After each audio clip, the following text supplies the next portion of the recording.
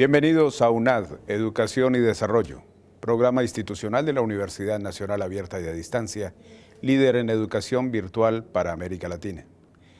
Este programa puede visualizarlo a través de la señal institucional, el canal Zoom universitario y, por supuesto, el canal UNAD.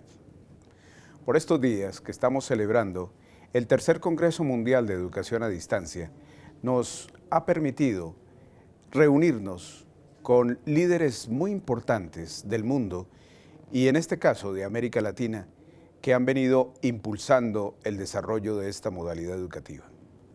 Pues bien, hoy tenemos la gran oportunidad de reflexionar y conversar con uno de ellos, el doctor Claudio Rama Vitale, maestro en educación y una de las personas más reconocidas en nuestro continente por todas sus gestiones, pero particularmente por sus investigaciones y desarrollos conceptuales en torno a la educación en general en América Latina, pero también en educación a distancia, tema que nos ha convocado por los desafíos que esta educación en particular asume en la sociedad del conocimiento.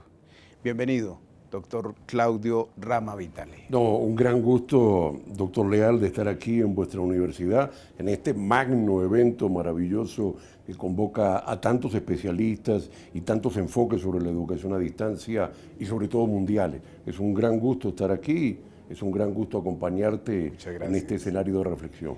Pues hablar de Claudio Rama Vitale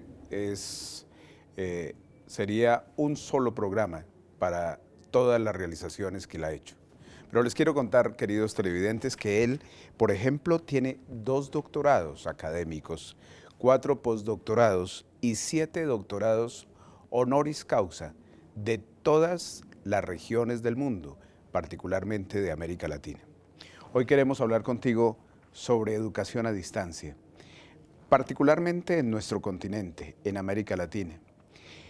Quisiera iniciar este diálogo preguntando un poco sobre la conceptualización y evolución de la educación a distancia en América Latina. Mira, a mí me tocó cuando estaba director de la UNESCO en el año 2000 hacer un estudio sobre la educación a distancia en el continente. Había en el IESAL un especialista, José Silvio, uno de los primeros especialistas en educación a distancia, que me dijo, mira Rama, esto hay que tomarlo, es la tecnología, es algo nuevo. Y digo, sí, hagamos un estudio. E hicimos un estudio en cada uno de los países de América Latina y después hicimos un estudio comparativo. Se publicó un libro en México del estudio comparativo y hicimos 14 estudios, también incluido uno sobre Colombia. Y ahí llegamos a una visión en la cual era 1.3% de la matrícula, 164.000 personas. Y en ese contexto, los grandes eran la UNAD, la UNED, la UNA de Venezuela, Loja de Ecuador. 1.3. Ajá. Eso salió publicado, fue una investigación.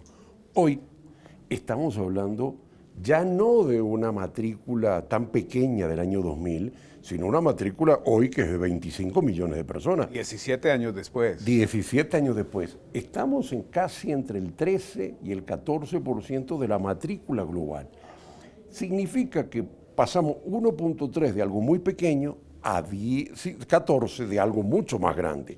17 veces creció.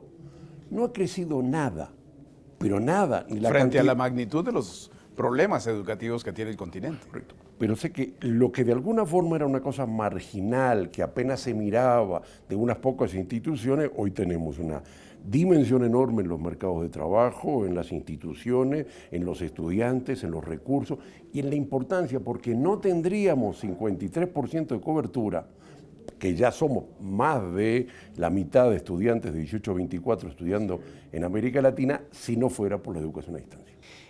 Uno de los escenarios comunes que se tienen en nuestros países es que la educación a distancia es de mala calidad, es una educación de segunda clase y que realmente no tiene el mismo potencial que tiene la educación presencial tradicional frente a la calidad y la pertinencia con la cual ella se oferta en universidades como la UNAD, por ejemplo. Yo creo que hay algo de verdad y algo de mentira. de alguna forma fue utilizada la educación a distancia en parte en este sistema para aquellos que no podían ingresar, de bajos ingresos o niveles de formación de menos capital humano, como una opción de salida. Y eso hizo que tuviera también mala imagen. Pero fundamentalmente, más allá de un tema de política, era de los recursos presupuestales.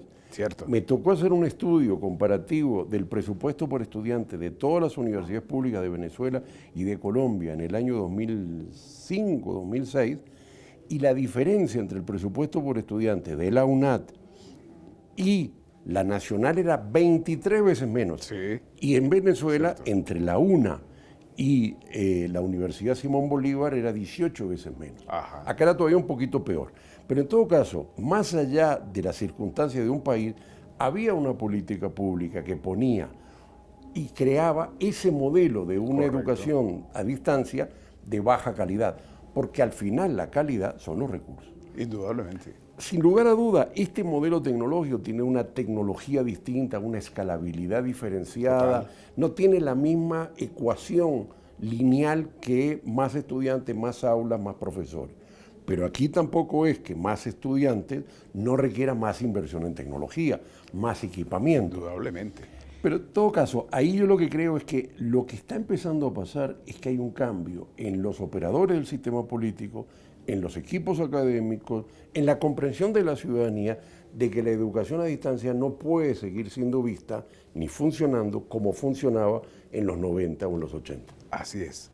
Uno de los temas que vale la pena contarle a los televidentes es ese imaginario del cual yo hablaba inicialmente, de mala calidad de la educación a distancia, generalmente arraigado cuando se institucionaliza, por ejemplo en Colombia, en los años 80, hacia 1982, 83, que surge la universidad a distancia. Y en esos imaginarios se ha pensado que la educación a distancia es barata y que es una educación, por lo tanto, mediocre.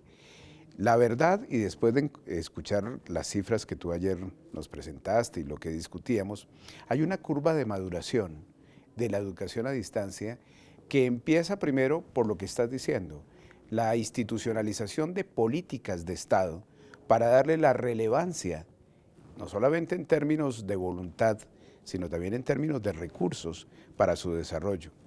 También la necesaria transformación de roles que tienen que tener particularmente los docentes que participan en estos modelos e indudablemente la incorporación tecnológica.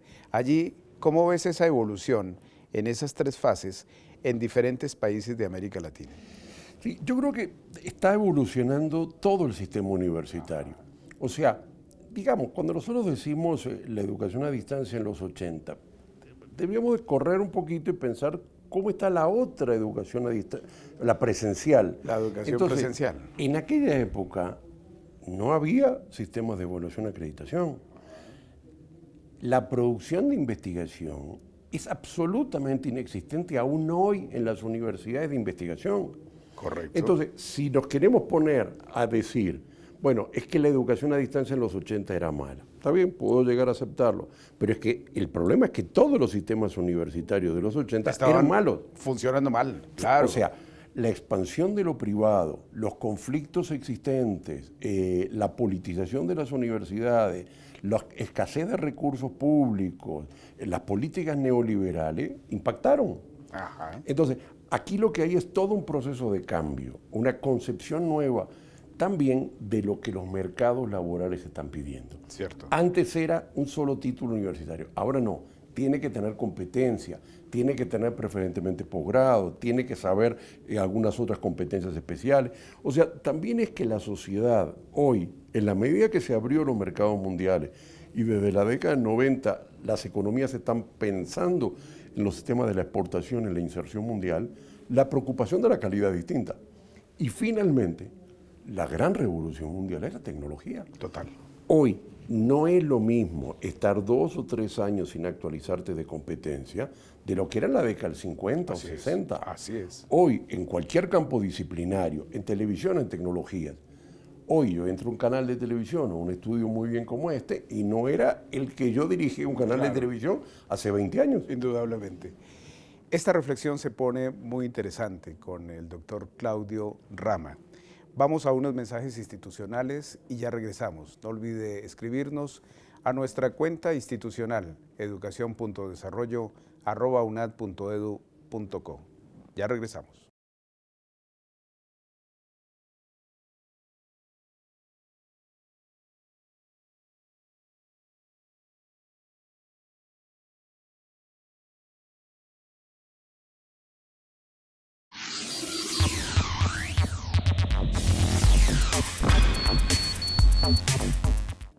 Maestro, veníamos hablando sobre la realidad de la educación a distancia en América Latina. ¿Qué podríamos decir de su presente y de esos obstáculos aún por superar en varios países? Y me gustaría que se centrara un poquito en Colombia. Digamos, yo lo que creo que estamos en una especie de tira y afloje entre un futuro que sabemos que va a llegar y unas resistencias que cada vez tienen menos sustentaciones. Y así hemos visto el proceso de evolución de la educación a distancia, que de alguna forma es casi una batalla. Primero ha sido una batalla de algunos académicos, después es una batalla de las universidades que están en el tema. Así es. Y ahora lentamente empieza a haber también una batalla de algunas autoridades que entienden que no puede haber una restricción cuando el mundo está cambiando. Aquí tenemos una gran revolución tecnológica que está cambiando todos los sistemas en la sociedad y sin dudablemente en la comunicación, en la tecnología, en la educación es más fuerte. Entonces, uno puede ver todos los años una nueva legislación que abre un poquito la puerta respecto a lo que estaba antes, pero al mismo tiempo no la abre en todas las potencialidades y deja muchas limitaciones y limita oportunidades de desarrollo. Así como también en algunos casos donde algunas legislaciones avanzan demasiado o no hay legislación, vemos sistemas que retraen para atrás y que la vuelven más restrictiva. ¿Y será desconocimiento o resistencia al cambio? Yo creo que varias cosas a la vez.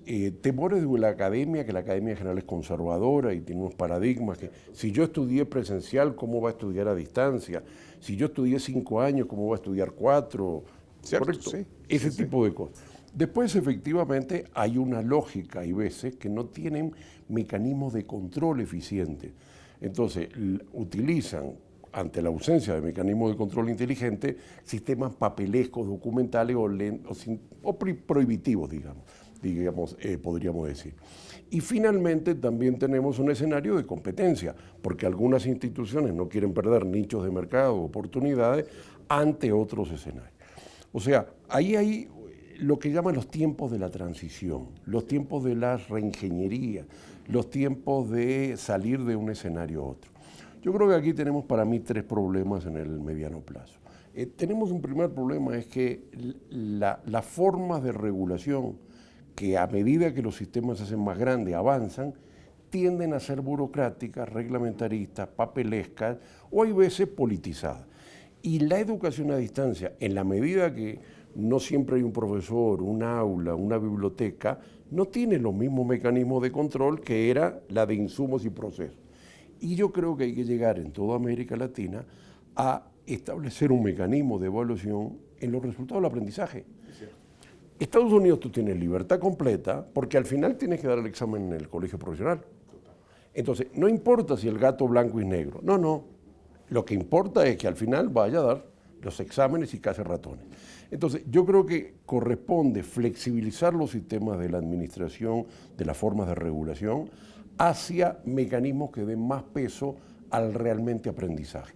Yo puedo estudiar en mi casa solo, seriamente, sin profesor, sin institución, como si fuera en el siglo XIV. Sí, ahí estamos estatizados. Pero tengo que medirlo en algún lugar de aprendizaje. Tengo que medir un examen. Y otro requiere, necesita un seguimiento, un profesor, una estructura. Y otro puede tener una estructura más flexible de MOOCs y otro de educación a distancia. Tenemos que dar libertad en términos de las personas, oportunidades a las instituciones de diferenciarse y especializarse y mediciones de resultados, sin duda, pero que no limiten la innovación, que no limiten la creatividad, que no limiten las oportunidades de un escenario que se basa en tecnologías cambiantes y que por lo tanto lo que hoy sabemos va a ser distinto que lo que va a venir en el futuro. Un común denominador en América Latina es pobreza, marginalidad, exclusión. Tú, al igual que nosotros, piensas que la educación a distancia tiene buena parte de la respuesta para disminuir esas brechas en nuestro continente. Sí y no. Digamos, justo estos días salía un estudio de Uruguay que efectivamente mostraba cómo la disminución de la pobreza ha sido enorme en estos últimos 15 años. Uruguay es una de las grandes excepciones del continente. Uruguay ha mejorado la distribución de la pobreza, el índice de Gini, y al mismo tiempo Cierto. casi el ingreso per cápita es del más alto de América Latina. Sin embargo, el crecimiento de los resultados del aprendizaje no ha estado tan correlacionado con la caída de la pobreza. Entonces, yo creo que tenemos dos efectos o dos fenómenos significativos. Sin lugar a duda que la caída de la pobreza impacta en la educación, pero no es automático que hay menos pobres y, por ejemplo, hay menos violencia, menos robo o más aprendizajes. Aquí se necesitan políticas especiales de educación en la básica, en la media, en la superior, en la actualización de competencias, que se apoyan en que existe menos pobreza, que hay menos equidad, pero necesitan políticas especiales. Entonces, yo creo que la educación a distancia, sin lugar a dudas, es una oportunidad. Primero por la regionalización, que siempre es negativa en casi toda América Latina, el interior es marginal, menos formación, menos recursos, menos capital humano. Segundo, porque las flexibilidades de las personas cada vez son más diversas y muchos no pueden estudiar en lo presencial. Y tercero, porque efectivamente tenemos poblaciones que no pueden moverse, que están presas, que están en estructuras penitenciarias o en estructuras hospitalarias que requieren estos escenarios. Yo creo que sin lugar a duda, hay veces mitificamos la educación a distancia y creemos que puede resolver todo. Que no tampoco es la panacea. No, pero puede resolver muchísimo pero puede más. aportar muchísimo. Muchísimo más. Es cierto. Y eso tiene que ver también con un escenario limitante. Yo creo que el único país que viene avanzando más o menos para mí es México. México, por ejemplo, han creado universidad a distancia que no había. Lo que hicieron acá en los 70. Están creando universidades virtuales de los estados, más allá de un país federal, es otra cosa. Pero si lo vemos en muchos países, en Perú, en Ecuador, en Chile, en Argentina, no hay legislación ni instituciones a distancia públicas que impulsen el tema. Las legislaciones son ambivalentes, dudosas, e inclusive muchas veces con interpretaciones muy casuísticas, y no una política que deje los escenarios claros. Y finalmente también, hay otros casos, hay también una politización en el sentido de que el gobierno dice, bueno, como en Venezuela las aldeas universitarias, vamos a darle título a todo, como si eso fuera hacer educación. No, educación tiene que tener calidad. No podemos repetir una educación a distancia como era en la década del 30 o 40 en otros países, en el contexto de hoy de los desafíos. Totalmente de acuerdo. Esta reflexión la continuaremos luego de unos mensajes institucionales. Recuerde escribirnos a nuestra cuenta de Twitter, @UniversidadUNAD. Ya regresamos.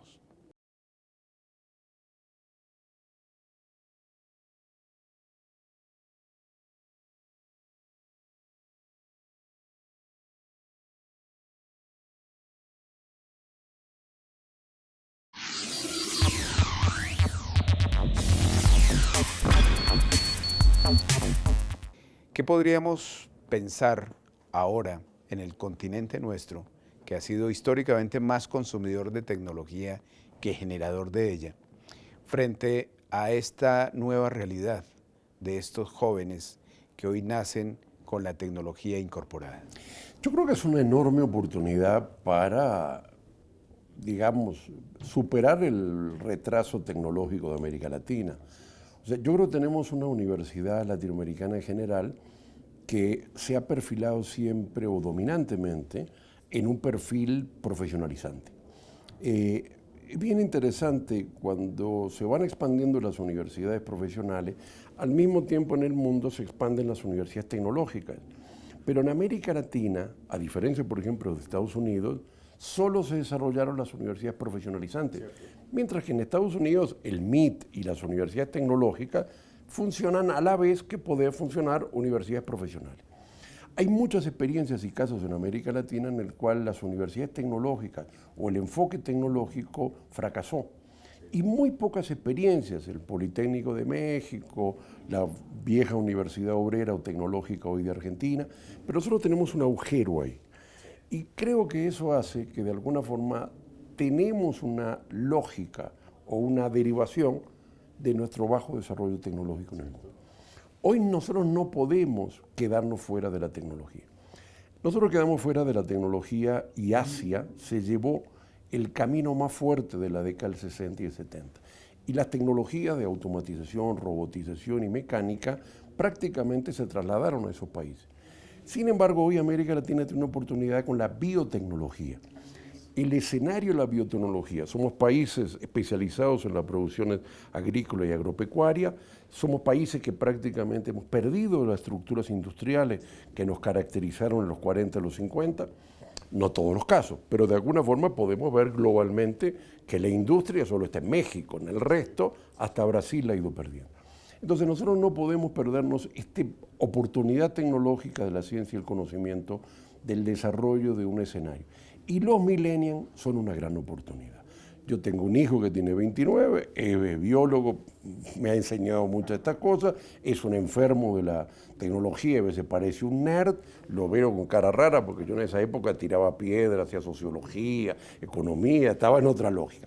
Pero yo los veo en una perspectiva de una enorme oportunidad que al mismo tiempo nos desafía a los que estamos en otros escenarios de edades y de tiempos históricos de comprender que no es contradictorio el humanismo con la ciencia, que la oportunidad del desarrollo, sin duda hay una creatividad enorme en los campos de la ciencia, que no podemos tener un escenario solo planteado en carreras humanísticas y sociales.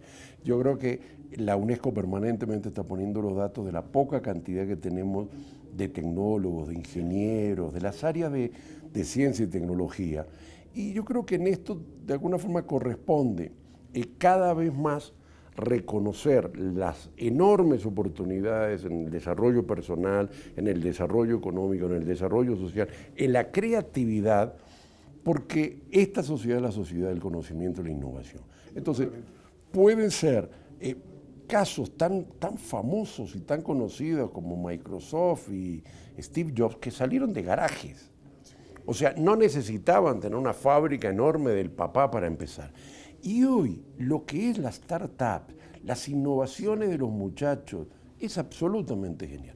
Y yo creo que de alguna forma ese es el enorme desafío de los sistemas universitarios, de comprender lo que está cambiando la ciencia, de comprender lo que está en el escenario de la competencia a nivel mundial y de la creatividad y oportunidades para los países. Yo vi, por ejemplo, aquí en Bucaramanga en algún momento lo que es el desarrollo de las áreas de salud y robótica que están haciendo. Entonces, las oportunidades son tan increíbles y es un enorme desafío para las instituciones. La UNAD, por ejemplo, tiene desarrollos tecnológicos e investigativos muy fuertes en telesalud, en telejusticia. Y hace poco pusimos en evolución y desarrollo el programa Campunad, dirigido a la población rural colombiana, para llevar todo este tipo de oportunidades educativas, pero también de investigación aplicada a las poblaciones más marginales de Colombia. Quería detenerme, para cerrar ya esta reflexión contigo, en esa lectura que tú haces de la educación colombiana, en la medida en que eres parte de ese observatorio de esa universidad latinoamericana y de esa educación latinoamericana en particular. Yo creo que se necesita aumentar la diferenciación institucional. O sea, hay unos mercados de trabajo que es teletrabajo y otro mercado de trabajo es presencial. Bueno, entonces también necesitas instituciones que tengan esa estructura de desarrollo, especialización. Yo creo que hay un escenario que a mí me parece que no es muy bueno en Colombia, que hay una visión demasiado homogenizadora de los sistemas universitarios. O sea, hay una enorme estandarización. Probablemente esto tiene un escenario de historia política, cultural, militar, educativa, sin lugar a dudas. Pero hoy la gran reforma mundial es la reforma de la diversidad. O sea, la sociedad es cada vez más diversa y requiere estructuras institucionales, reglamentaciones, regulaciones, acreditaciones, política pública, sistema de financiamiento, cada vez más diferenciados. Entonces, en la medida que tú digas que todas tienen que ser iguales, fracasas. Fracaso. Pero además Fracaso. él no está viendo el mundo. Si el sistema americano es el mejor, y es el mejor en todo sentido, lo es en parte porque tienes un Harvard, pero tienes un MIT, y también tienes un College de Oklahoma, y haces que entre todos el 80% de la matrícula de los estudiantes en Estados Unidos están en el sector de educación superior. Phoenix Online, que es una educación privada, for profit, es enorme, pero al mismo tiempo tiene enormes instituciones, como los que hacen MOOC, que son non-profit y públicos. Instalaste dos conceptos interesantes. Contrasta universidad actual, mega universidad y global universidad. Globo Universidad. Globo Universidad. Bien. ¿Allí qué hay? Lo que yo veo es que teníamos instituciones a distancia, universidad a distancia, como fue la UNO. Estas instituciones pasaron a ser mega universidades, muchas de ellas definidas por John Daniel porque tenían coberturas nacionales muy grandes, en un modelo semipresenciales o virtuales. Y ahora para mí está apareciendo otro escenario que son estos cursos de MOOCs que empiezan a ser Globo Universidad. Funcionan en alianza con las universidades nacionales que aportan los cursos o con las mega universidades, pero es otra estructura. Es lógico pensar que en el escenario de la evolución social aparezcan nuevas tipologías universitarias, aparezcan nuevas formas de organización.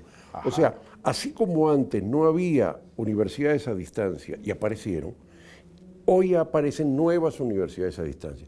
Antes nadie veía universidades multiculturales. A mí, por ejemplo, viendo un escenario crítico en Colombia, yo trabajé mucho para que se creara una universidad multicultural indígena en el Cauca. Y cuando fui director de la UNESCO, vine muchas veces al Cauca y estuve en zonas complicadas como Toribío, etcétera, etcétera, que era la creación de una universidad. Financié una investigación sobre la universidad indígena con el Consejo Regional de Indígenas del Cauca y con la UNIC, la Organización Nacional de Indígenas de Colombia. Finalmente, 20 años después, un día dije, ay, maravilloso, aprobaron la universidad. Ya tiene problemas y ya la están cerrando. Entonces, yo creo que lo que hay es una visión demasiado homogenizadora en el cual está la Universidad Nacional, no por criticar a la Nacional, que la quiero mucho, pero como Universidad Nacional mayor, que es por arriba de todas. Y lo que tú tienes que tener son iguales niveles, con funciones diferenciadas. Total. No es que el conocimiento en filosofía o en medicina sea superior o inferior al de tecnología o el de a distancia, o el multicultural o los saberes de la universidad militar o de la laica o religiosa. O sea, la educación superior es una educación diferenciada y diversa, pero cada una tiene que tener su estereotipo, su tipología, su definición, su forma de recursos, su mecanismo de evolución. En la medida que tú tratas de hacer que la diversidad pase por un agujero, por una reglamentación, es conflicto. Correcto. Y estás limitando lo más importante que los espacios de creatividad y diversidad. Una sociedad es la diversidad. Homogeneidad dentro de la heterogeneidad. Correcto. Este es una oportunidad de oro haber conversado con el maestro Claudio Rama Vitale. Para ustedes televidentes y para nosotros ha sido un honor compartir contigo. Y yo quiero agradecer en esta oportunidad, tuve la enorme gentileza y el honor de que la universidad me otorgó el honoris causa. Para mí es un enorme honor ser miembro de esta institución en su cuerpo académico como honoris causa, y te quiero agradecer a ti y a través tuyo el Consejo Universitario, el Consejo Académico, esta enorme deferencia que me hacen. El honor ha sido nuestro, maestro. Las mentes que iluminan la educación en el mundo han pasado por este tercer Congreso Mundial de Educación a Distancia. A ustedes, queridos televidentes, muchas gracias por su atención y por su sintonía. Nos veremos en una próxima emisión de Educación y Desarrollo, programa institucional de la Universidad Nacional abierta a distancia. Hasta la próxima.